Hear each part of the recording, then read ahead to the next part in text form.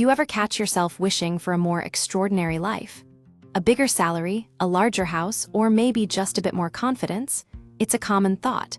But here's the thing, our brains are wired to focus on the negative. It's an old survival trick from our ancestors. So when your boss gives you great feedback but mentions one area for improvement, what do you remember? Exactly. That one negative point. Take the example of moving to a sunny city. Sounds perfect, right? But when the sun is there every single day, you stop appreciating it. The same goes for possessions. Buying something new gives a quick thrill, but owning it, that fades fast. More stuff doesn't mean more happiness. In fact, it often creates clutter and stress. Now, think about confidence. We tend to admire people who seem super confident, but very high self-esteem can actually come with downsides like narcissism or prejudice. It's completely normal to feel anxious or angry sometimes. These emotions are part of being human. In fact, anger can be useful. It tells you when something is wrong. What about friendships? We often think having a large group of friends is the goal.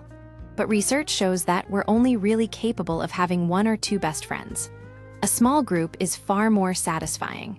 And when it comes to romance, those couples posting perfect photos on social media, they often feel less secure in their relationships.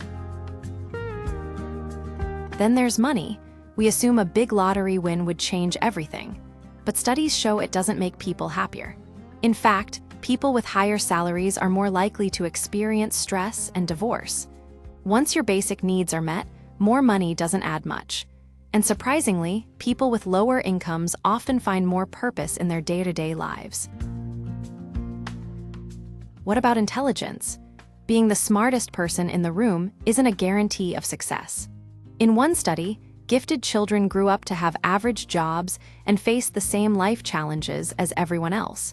And about those crime dramas you enjoy, they actually stimulate your brain. And finally, our appearance. Many of us underestimate how attractive we are, but even objectively good-looking people aren't necessarily happier. In fact, older women often feel better about their bodies than younger ones. And when you exercise just to look good, you're less likely to stick with it. But when you do it because you enjoy it, it becomes sustainable. So here's the takeaway.